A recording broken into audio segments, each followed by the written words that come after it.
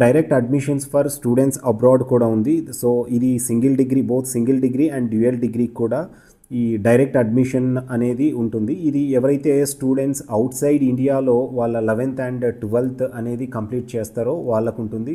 So దీనికి వచ్చేసరికి student foreign passports అనేది ఉండాలి అండ్ 11th అండ్ 12th అనేది అదర్ కంట్రీలో, అంటే అదర్ దాన్ ఇండియా వాళ్ళు అక్కడ వాళ్ళ 11th అండ్ 12th అనేది కంప్లీట్ చేసి ఉండాలి. అలాంటి స్టూడెంట్ అనేది ఈ ఎగ్జామ్కి అనేది, అలాంటి స్టూడెంట్ ఈ direct admissions for students abroad అనే కేటగిరీ కింద వీళ్ళు అడ్మిషన్ అయితే పొందొచ్చు. సో దీనికి వచ్చేసరికి శాట్ టెస్ట్ స్కోర్స్ అనేది మ్యాండేటరీ అండి. సో శాట్ ఎగ్జామ్ అనేది కంపల్సరీ ఇచ్చి ఉండాలి. సో దీంట్లో కూడా minimum 1070 score out of 1600 SAT exam అనేది ఉంటుంది. 1070 మినిమం స్కోర్ ఉన్న స్టూడెంట్ అనేది ఈ కేటగిరీ ద్వారా వాళ్ళు అప్లై చేసుకోవచ్చు. సో ఈ కేటగిరీలో students BTech in computer science engineering and BTech in electronics and communication engineering ఏదైతే సింగిల్ డిగ్రీ ప్రోగ్రామ్ ఉందో 4 years ప్రోగ్రామ్కి అనేది ఎలిజిబుల్ అవుతారు. దాంతోపాటు డ్యూయల్ డిగ్రీ ప్రోగ్రామ్స్ కూడా స్టూడెంట్ అనేది అప్లై చేసుకోవచ్చు. BTech in computer science engineering and master of science in computational linguistics by research ఈ ప్రోగ్రామ్కి, అండ్ దీంతోపాటు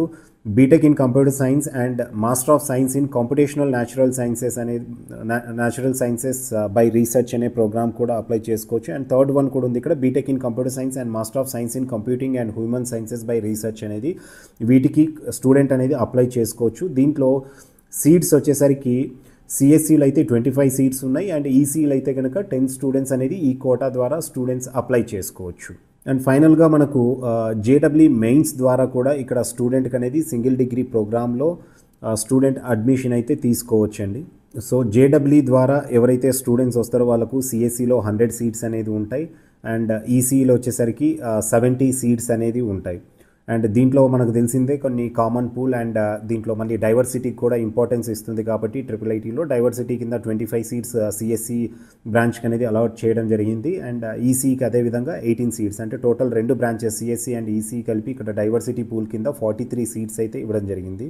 అండ్ ఫీజెస్ విషయానికి వస్తే కనుక ఇక్కడ ఐఐటీలో సింగిల్ డిగ్రీ ప్రోగ్రామ్స్, అది ఏదైనా ఈసీ అయినా సిఎస్సికి అయినా ఇక్కడ సేమ్ ఫీజు అనేది ఉంటుందండి.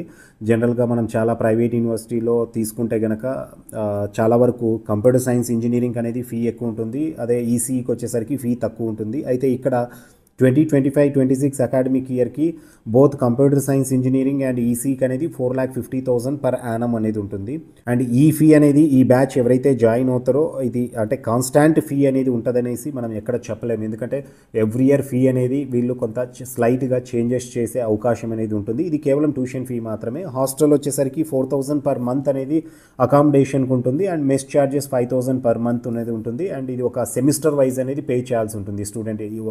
సింగిల్ సెమిస్టర్కి అనేది ఒక 1 సెమిస్టర్కి అనేది స్టూడెంట్ ఇక్కడ both accommodation and mess charges అనేది డిపాజిట్ చేయాల్సి ఉంటుంది. సో అదండి ఇప్పుడు ఐఐటీలో వచ్చేసరికి మనకు సింగిల్ డిగ్రీలో computer science engineering and electronics and communication engineering ఈ 2 బ్రాంచెస్ అనేది ఉన్నాయి.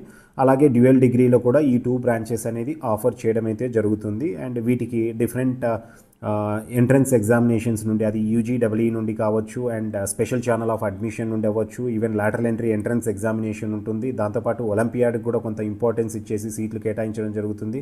కొన్ని అవుట్ సైడ్ ఇండియన్ స్టూడెంట్స్కు డైరెక్ట్ అడ్మిషన్స్ అనేది కూడా ఇవ్వడం జరుగుతుంది, దాసా అనేసి. అండ్ అలాగే దాంతోపాటు జేడబ్ల్యూ మెయిన్స్లో వచ్చిన స్కోర్ ప్రకారం కూడా స్టూడెంట్కు సింగిల్ డిగ్రీ ప్రోగ్రాంలో అడ్మిషన్స్ అనేది కేటాయించడం జరుగుతుంది. సో అసలు ఐఐటీ మెయిన్ ఇప్పుడు హైలైట్ అవ్వడానికి ఇక్కడ మనం చూసుకుంటే కనుక ప్లేస్మెంట్స్ అండి. సో ఐఐటీలో లాస్ట్ అకాడమిక్ ఇయర్లో ప్లేస్మెంట్స్ తీసుకుంటే కనుక అంటే 2025 బ్యాచ్ అనేది ఇంకా ప్లేస్మెంట్ స్టాటిస్టిక్స్ అయితే ఇవ్వలేదు ఇక్కడ. సో 24-25 బ్యాచ్కి అనేది ఇంకా ప్లేస్మెంట్స్ అయితే ఇప్పటికీ జరుగుతూనే ఉన్నాయి. బట్ మనకు ఇక్కడ కనుక చూసుకుంటే వెబ్సైట్లో ఆల్రెడీ 23-24 అకాడమిక్ ఇయర్వి ప్లేస్మెంట్స్ అనేది ఉన్నాయి. సో 2023-24 అకాడమిక్ ఇయర్ ప్లేస్మెంట్స్ తీసుకుంటే కనుక కంప్యూటర్ సైన్స్ ఇంజనీరింగ్కు ఇక్కడ టోటల్ 114 స్టూడెంట్స్ అనేది రిజిస్టర్ చేసుకుంటే 113 స్టూడెంట్స్ అనేది ప్లేస్ అయ్యారు. అంటే ఆల్మోస్ట్ తీసుకుంటే కనుక ప్లేస్మెంట్ పర్సెంటేజ్ అనేది 99% ఉంది. కేవలం ఒక స్టూడెంట్ మాత్రమే ఇక్కడ, సింగిల్ స్టూడెంట్ మాత్రమే కంప్యూటర్ సైన్స్లో ప్లేస్ అవ్వలేదు.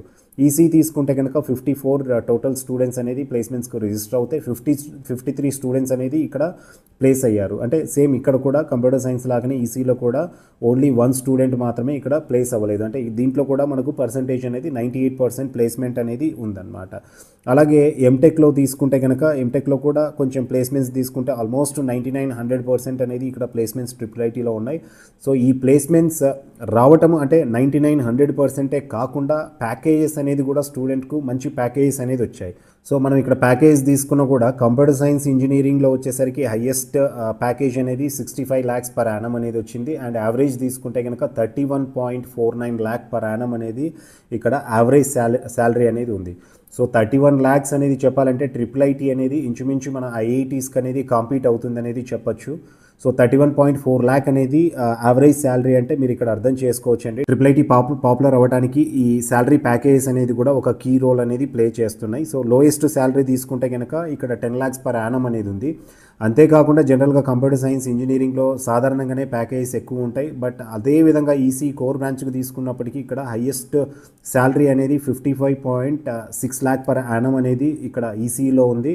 అండ్ యావరేజ్ తీసుకున్నప్పటికి కూడా 21.39 lakh per annum అనేది ఇక్కడ యావరేజ్ ప్యాకేజ్ ఈసీలో ఉండడం కూడా ఒక గొప్ప విషయంగా చెప్పొచ్చు అనమాట. సో ట్రిపుల్ ఐటీలో ఉన్న ఈ ప్లేస్మెంట్ రికార్డ్ అవ్వచ్చు. సో వీటిని కన్సిడర్ చేసుకొని ఎక్కువగా ట్రిపుల్ ఐటీకి అనేది స్టూడెంట్స్ కాంపీట్ అవ్వడం అయితే జరుగుతూ ఉంటుంది. సో అదండి ట్రిపుల్ ఐటీ గురించి. సో ట్రిపుల్ ఐటీ ఇక్కడ క్లియర్గా ఏంటంటే ట్రిపుల్ ఐటీ ఆఫర్ చేసేది ఓన్లీ 2 branches మాత్రమే ఆఫర్ చేస్తుంది. సింగిల్ డిగ్రీలో వచ్చేసరికి కంప్యూటర్ సైన్స్ ఇంజనీరింగ్ అండ్ అలాగే ఎలక్ట్రానిక్స్ అండ్ కమ్యూనికేషన్ ఇంజనీరింగ్ అనేది ఆఫర్ చేయడం జరుగుతూ ఉంటుంది. అలాగే డ్యూయల్ డిగ్రీలో కూడా వీళ్ళు both computer science engineering and electronics and communication ఇంజనీరింగ్లో ఈ 2 branches అనేది ఆఫర్ చేయడం జరుగుతుంది.